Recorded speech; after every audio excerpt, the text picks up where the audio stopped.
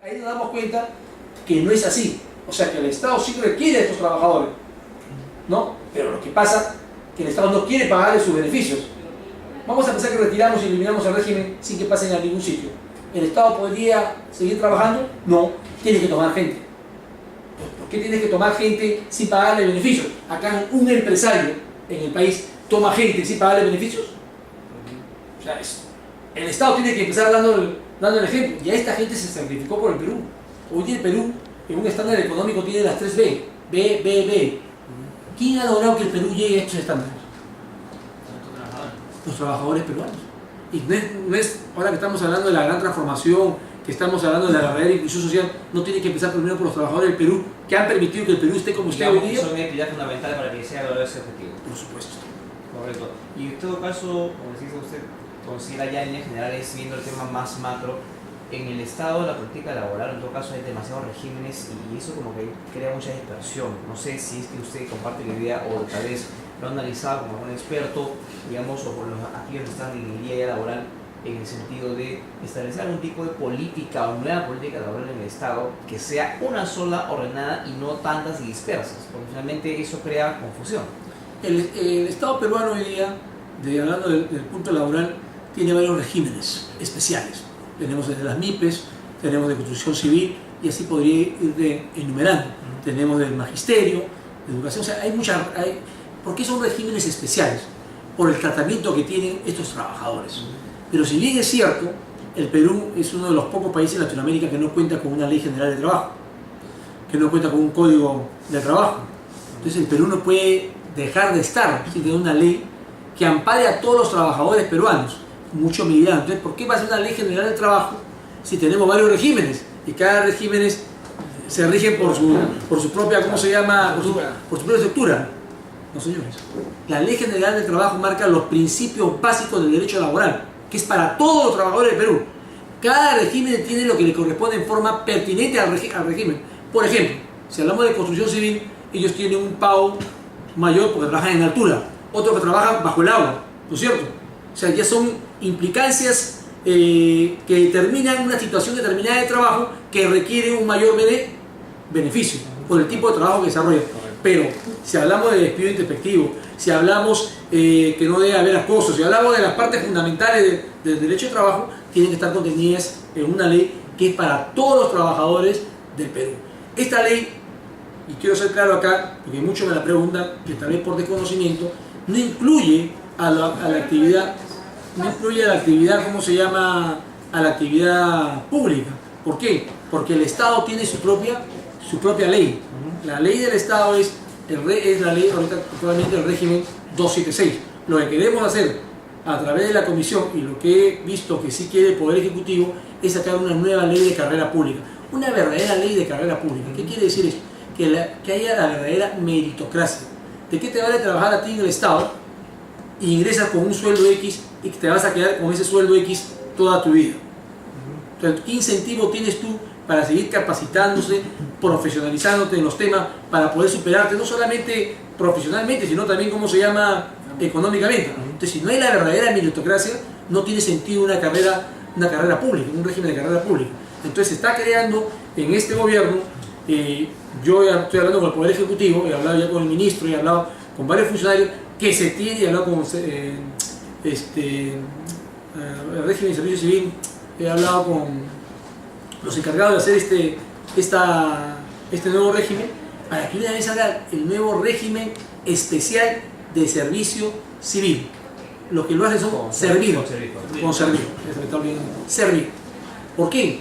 Porque es necesario ya que el Perú, o sea, que haya verdaderos funcionarios públicos. Y también esto es un adelanto que he propuesto yo a Servir, al presidente de Servir, que es Juan Carlos, no me acuerdo de su apellido, que le he propuesto y le he dicho, de una vez hay que sincerarnos en este régimen de servicio civil, de una vez que hay que hacer estudios actuariales, hay que ver cuánta gente trabaja actualmente en el aparato estatal, para que haya un 5, 8, 10, depende de este estudio, que sea gente de confianza, que cuando entre un gobierno, entren con ellos, y que todos los peruanos sepamos a ciencia cierta que son el 10% de los trabajadores, la verdad, entran con el gobierno, que nadie puede decir por qué metes a tu gente.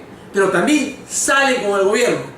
¿Qué quiere decir? Que sabemos, y es lógico, que cada gobierno requiere entrar con gente de confianza. Creo que eso para todos los peruanos es algo natural, ¿no es cierto? Entonces, yo te estoy hablando si es 10%, 5, 3 o 2. Eso tiene que haber un estudio. Pero ya hay que sincerarnos, porque si no seguimos con los servicios no personales, seguimos creando regímenes como el régimen CAS. O sea, solamente para meter, ¿qué cosa? A su gente. Y eso no puede ser. Creo que hoy día hay que sincerarse dentro de la nueva ley de carrera pública que se empieza a hacer con Servir, que haya un porcentaje para cada gobierno. Que esos trabajadores entran con ese gobierno y se van con ese gobierno. Hasta el trabajador sabe. Entro aquí y salgo aquí. Me quedan 5 años. Así es. Entonces, y los peruanos también sabemos, ya no vamos a estar por los medios de comunicación, mira, entró tal, entró el otro, que realmente se desacredita también al gobierno, y creo que entre los peruanos también nos estamos desacreditando, ¿no? Cuando las cosas tienen que ser claras y transparentes y justas, pienso yo, para este gobierno y para cualquier otro gobierno que pueda ingresar en el futuro. La Ley General de Trabajo. Quiero hablar algo de la Ley General de Trabajo, que es fundamental. ¿De su proyecto o en general de los...? De mi proyecto, del proyecto de los expertos, de lo que piensa el Ministerio de Trabajo, o lo que debería pensar, y de lo que yo pienso predictaminar. Porque una cosa es mi proyecto, otra cosa es en el debate y lo que yo voy a predictaminar, lo que va a salir. El Perú hoy día, vuelvo a repetir, está calificado económicamente en un estándar muy alto. ¿Cómo hemos logrado llegar aquí?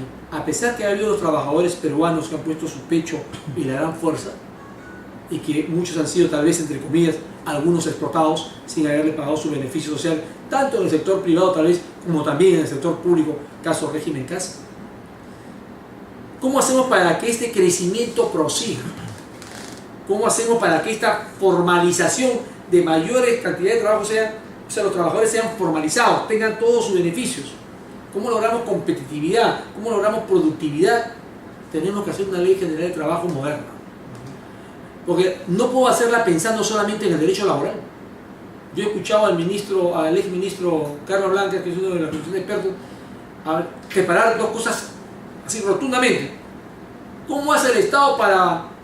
No le interesa el Estado si va a crecer o no va? A mí me interesan los principios fundamentales del derecho laboral y lo que manda la ley o lo que cree que es la ley laboral.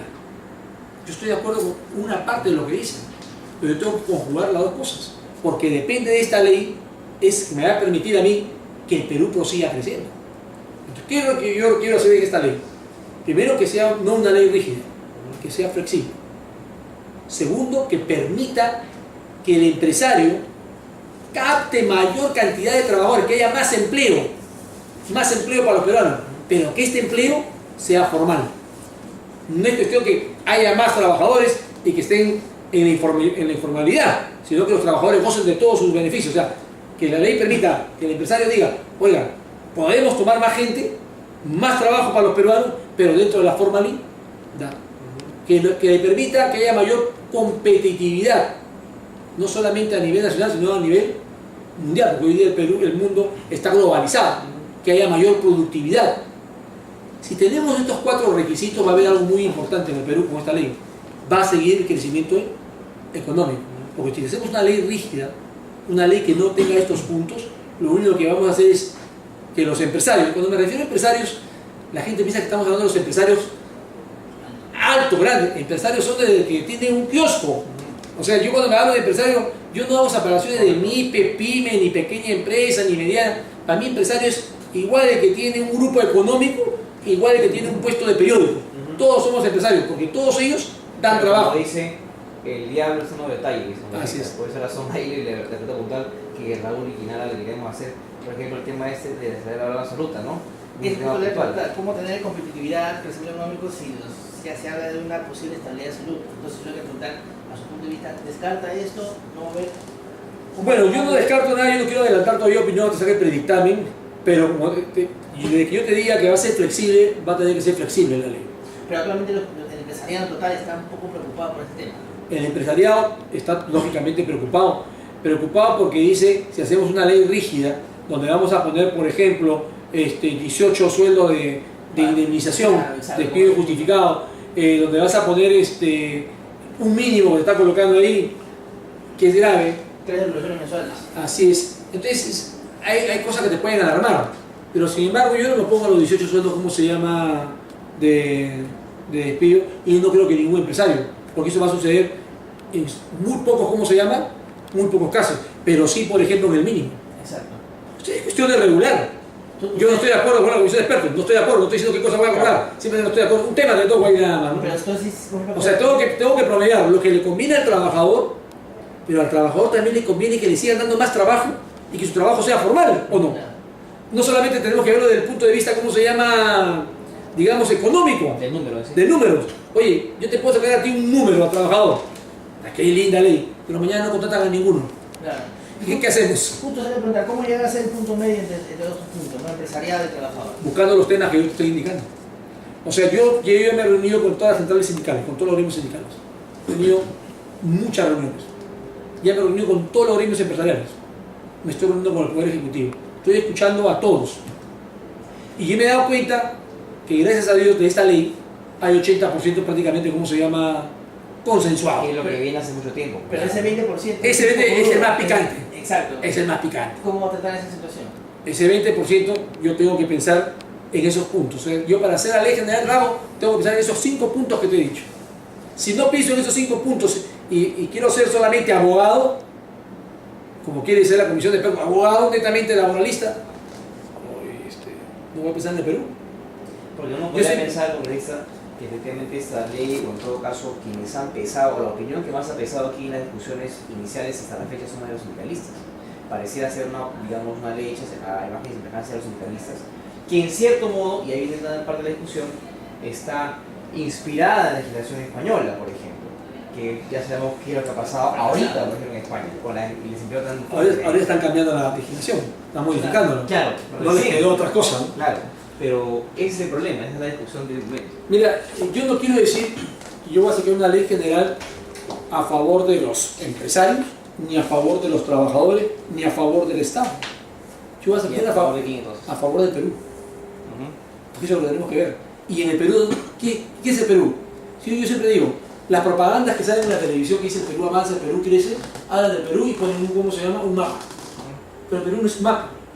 El Perú son los 30 millones de peruanos que están adentro. Entonces, cuando yo me refiero al Perú, me refiero a los 30 millones de peruanos tienen que favorecerse con esta ley. Yo estoy seguro que un trabajador va a querer que haya más empleo. Estoy seguro. Un padre de familia va a querer que haya más empleo para sus hijos que van a salir de la universidad. Pero va a querer también que ese empleo sea formal y no informal. O citarte régimen CAS, o citarte cualquier otro tipo de servicios profesionales, cualquier otro tipo de régimen que no te pagan ningún tipo de beneficios, inclusive que no tienen ningún tipo de guardar para después, para que tengas una pensión. Porque cuando uno es joven, parece que eso nunca va a llegar, pero cuando tú lo necesitas y tienes que llegar, ya perdiste mucho tiempo de aportar, y ya no tienes pensión, que es gravísimo. Entonces, yo tengo que sacar una ley que justamente cumpla con esos requisitos y el trabajador vea que lo que hemos hecho es, hay más empleo, hay más, ¿cómo se llama?, ese empleo es más formal, que hay productividad y competitividad. Competitividad no solamente a nivel, ¿cómo se llama?, económico, o sea, empresarial, sino también a nivel, ¿cómo se llama?, profesional.